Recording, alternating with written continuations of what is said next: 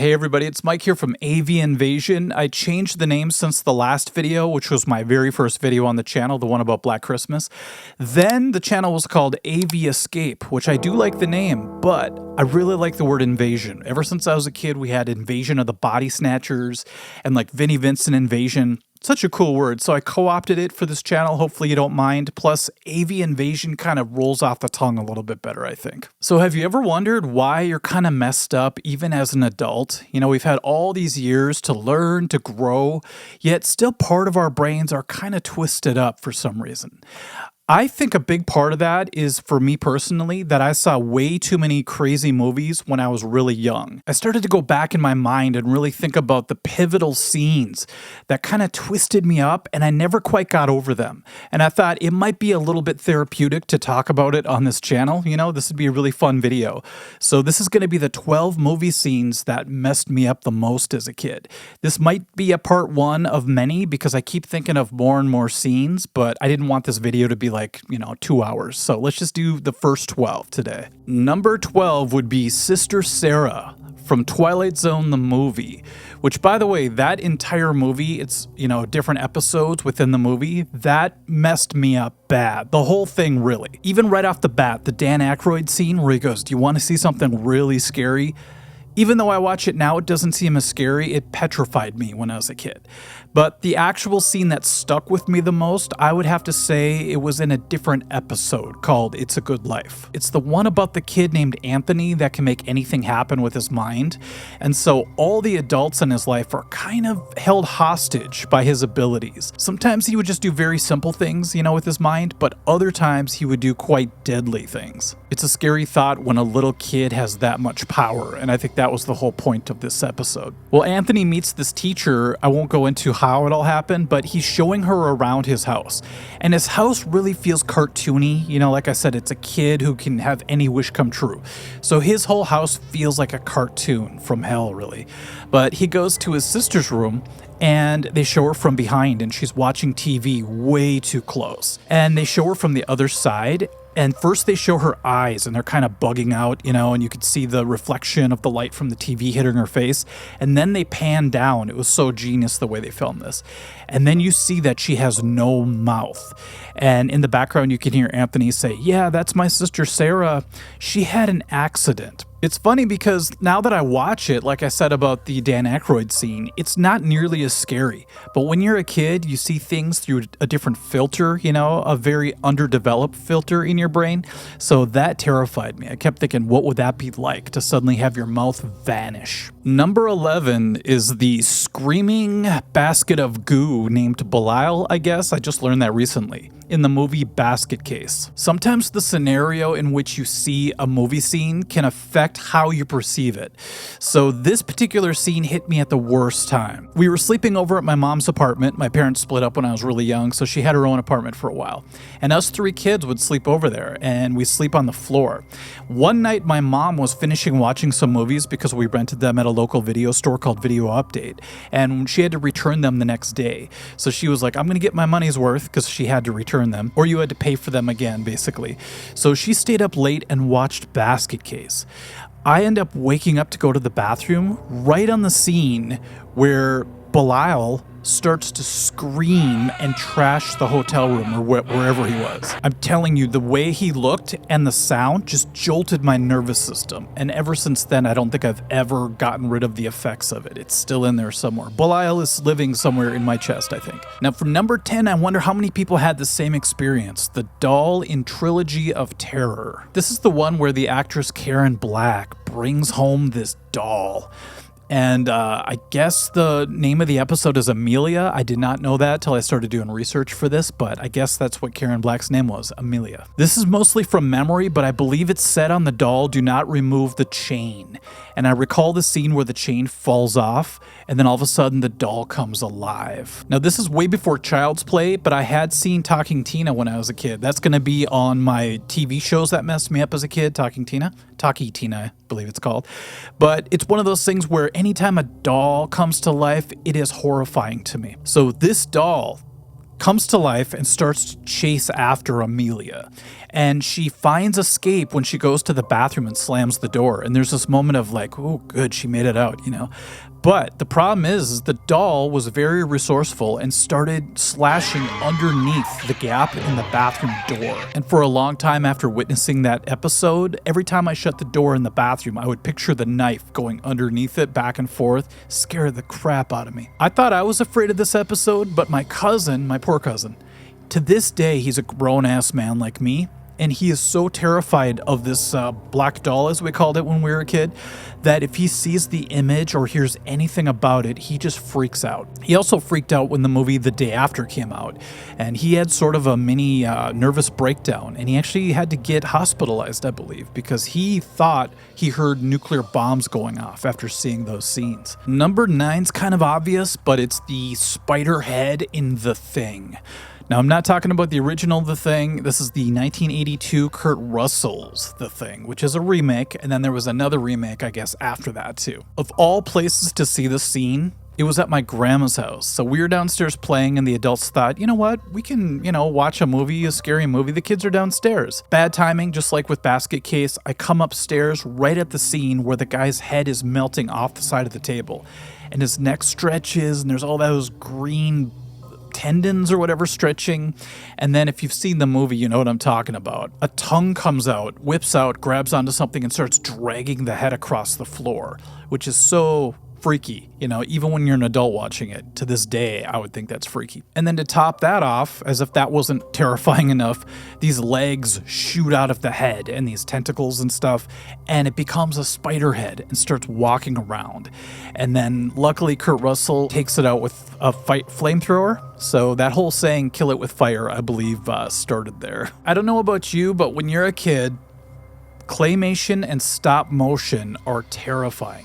Because, like I talked about before, you're underdeveloped in the brain, you see things through a different filter, and suddenly these things seem real. At least they did to me. Well, if you know 1981's Clash of the Titans, you probably know how crazy it got. And to me, the worst part, besides a few other parts, was the Medusa scene. And it just seemed to go on forever. I watched it recently. I'm like, yeah, that's a pretty long scene. The way her eyes lit up, and the guy turned to stone. That was already freaky. Of course, the snake's coming out of her head. And I realized this recently. One of the reasons why it's really terrifying when you're young, at least for me, is because when that face is on the screen in your living room, you don't think of it as, oh, that's a scary movie. You feel like that monster is in your house. So yeah, having Medusa in my living room when I was, 7 or 8 or whatever it was, that's not a good thing. Plus, we had those big box TVs, so it almost felt like it could have been in there. Maybe if we had a flat screen back then, it wouldn't have seemed so realistic, I don't know if this is going to make sense to people, but number 7 is the robot lady, that's what I call her, in Superman 3. There's something about the scene where she gets sucked into the computer and then zapped until she becomes this robot lady with crazy, ratted out hair, and she starts walking all crazied out, and then she starts, throwing beams out of her eyes. It's just something about the way she looks as she's walking and the sound she's making that just really freaked us out. I say us because it was my sister and my brother. We were watching it and we kept rewinding it because we wanted to scare ourselves over and over again, kind of like we did for Large Marge and Pee-wee's Big Adventure. We must have watched Large Marge transform, with the claymation 100 times in a row. I mean, we had no internet back then, so we had a lot of free time. So yeah, we watched the robot lady transformation plenty of times, and I thought I was going to get over the fear of it by watching it a lot, but I didn't. It actually cemented it into my brain, and then robot lady ended up becoming a regular in my nightmares. We're already to number 6, and that is the face-ripping scene in Poltergeist. I didn't know what else to call it. The face tearing, melting, whatever you want to say. So I should preface this, or I should say preface this, with the fact that Poltergeist has several mind-warping scenes in it. It made me afraid of static televisions, and I wonder if people even know what that means if they're too young watching this. Like, what are you talking about, static on your television? Well, back when we only had 4 channels and it got to a certain time at night, they would play, I believe, the Star Spangled Banner, and then all of a sudden just static You know, static on the TV for the rest of the night if you didn't shut off your TV. After Poltergeist, I was terrified of that, and sometimes my dad would fall asleep watching a movie in the living room, and all of a sudden I would hear the static, and I would walk out and I would see the whole living room lighting up in white, and it was just really a scary thing after seeing what happens in Poltergeist. Also, the tree scene is scary, you know, the skeletons in the pool, of course, and that doll clown. That thing is terrifying. But to me, what really stands out is the scene where the guy is in the bathroom. Right before that, though, he's in the kitchen and he's hungry, so he opens their fridge, and all of a sudden the steak is like slithering across the counter. And then he drops the chicken wing, I believe, or chicken leg on the ground, and he looks down and there's maggots on it. And by the way, that screwed me up because my mom is Korean and she had a lot of dishes that she made that included rice. And after that, I saw maggots instead of rice for a long time. But then the guy goes to the bathroom, looks in the mirror, and all of a sudden his face starts like bleeding and he starts tearing at it, and they show the blood going in down the drain. It was just filmed so perfectly. And he keeps tearing and chunks of his face are coming off, and at the very end he's basically just the skull with big eyes, kind of like screaming, and then it flashes you out of it. It's just such an intense scene that it stays with you so hardcore. Number 5 is the gear scene in the Funhouse. So this is what happens when you're sleeping over at your dad's apartment. So my dad had his own apartment too at one point. And all he had was a couch bed because he had one of those no bedroom apartments. I don't know if those still exist. They probably still exist, but that was weird. He had no bedroom. He just had a couch that pulled out into a couch bed. Somehow me, my 2 siblings, and my dad fit on that bed because we all had to sleep somewhere. Well, he had cable TV, which was brand new to us, so it was cool. He had MTV. I watched that during the day. At night, we would all watch whatever movies were available, and then everybody fell asleep one night. I stayed up, and all of a sudden, the Funhouse came on. I watched it, and it was pretty scary, but what stuck with me was the very end, when that monster creature thing... Now that I watch it, it looks like he got the costume at like Spirit Halloween store or something. But, you know, there's these big fangs, scary alien eyes that are super far apart.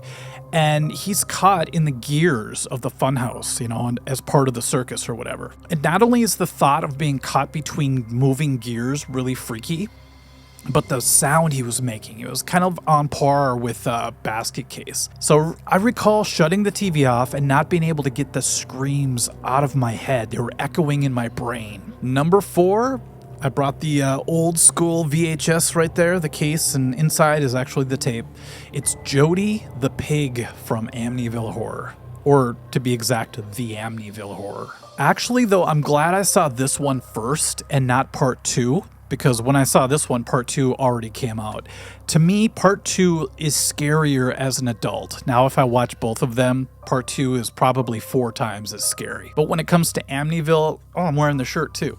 My dad would watch it. They would show it on TV sometimes too. And I remember the black goo in the toilet and the sink. That freaked me out because every time I went to use the sink, you know, I thought that was going to come out. The fly scene is pretty freaky, you know, with all the flies in the room with the priest when he's trying to bless the house.